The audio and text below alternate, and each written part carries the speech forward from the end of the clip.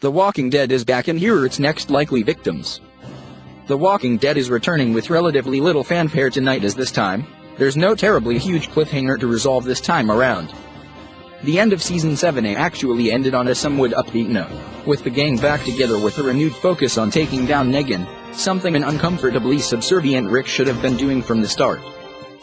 It's not clear exactly how the next 8 episodes are going to play out, but given the recent pacing, if I had to guess, we will definitely not resolve the Negan war by the end of this season, as we're going to have probably at least 5 to 6 episodes of Rick and the others trying to convince the disjointed groups to try and work together. We have Alexandria, the Hilltop, and the Kingdom, the latter 2 of which don't want to fight at all.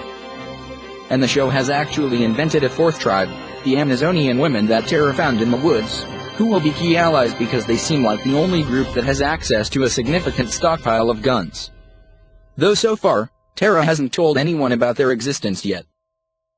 But I have a hunch about which major events we might get through in the next 8 episodes, and who could potentially be on the chopping block as the show's next big kill. The Walking Dead is nothing if not a never-ending countdown to the next major character death, so here's who I think may not survive for long. We are about to get into comic spoilers, although there are no 1:1 equivalents, given that some of the characters have been altered. But there are some pretty good guesses, in a few cases, so be warned.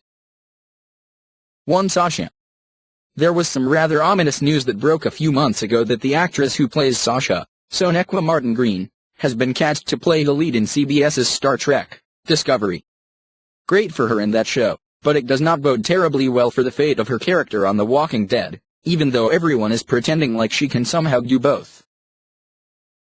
Sasha's fate is the most clear out of everyone's here, in my view.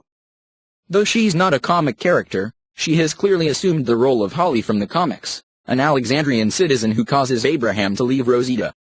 She's given a key role early in the Negan War as she rams his fortress's wall in a vehicle which allows walkers to stream in. She's captured, almost raped, Negan kills her would-be rapist, but then returned to Alexandria with a bag over her head and surprise, she's now a walker. She's arguably Negan's last major kill in the war.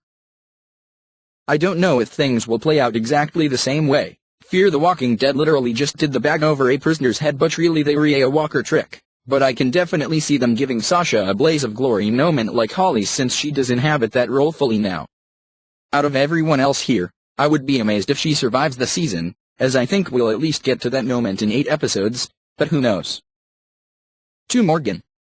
Morgan is in an interesting spot right now, as his character is a lot different than his comic counterpart, and has been used a lot differently as well. Right now, he's sort of a spiritual mentor to Carol, but I have a sneaking hunch that his death might be used to propel her out of retirement and back into action as the killing machine she needs to be to take down Negan. Technically, Morgan should already be dead, as in the comic he died during the Walker breach of Alexandria. But again, that character is way different than the Morgan we have. He came back much sooner and hooked up with Michonne and was never anyone's guru in any capacity.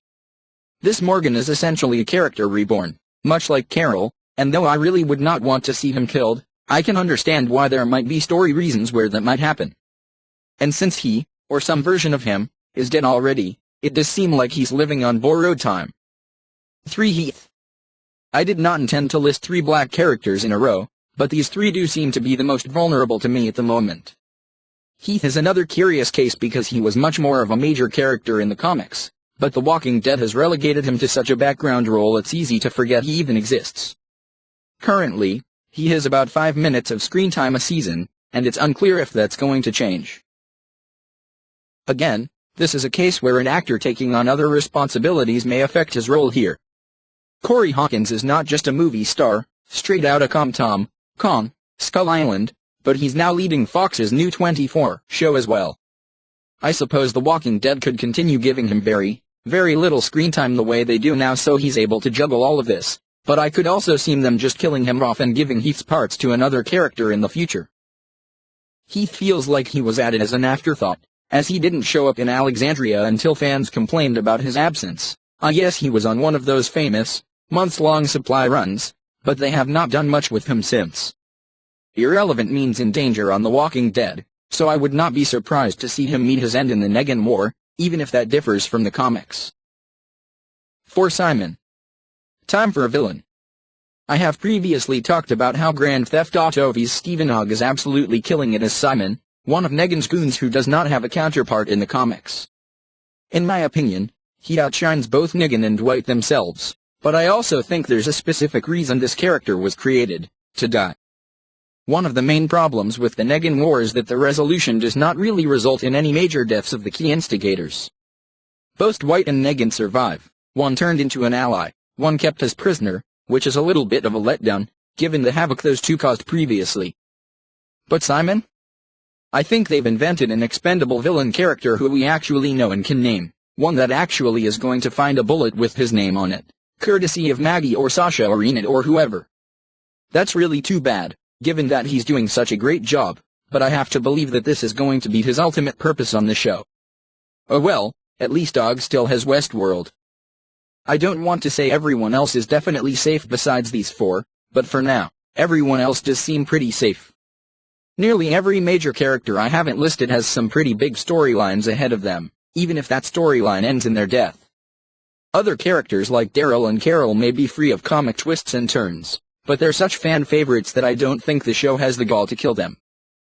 If Daryl survived Megan's Lucille execution, I honestly don't think he'll ever die, and Carol is the one show character Robert Kirkman said he would never kill. Plans may change, but for now, I think most of the cast with a few exceptions will be safe for a while. I do hope The Walking Dead improves in the second half of this season. Falling ratings have been indicative of falling quality, and while we may never get back to the high point of Season 5, I hope TWD manages to turn things around. The Negan storyline is the peak of the comics, but so far it seems to be a valley of the show.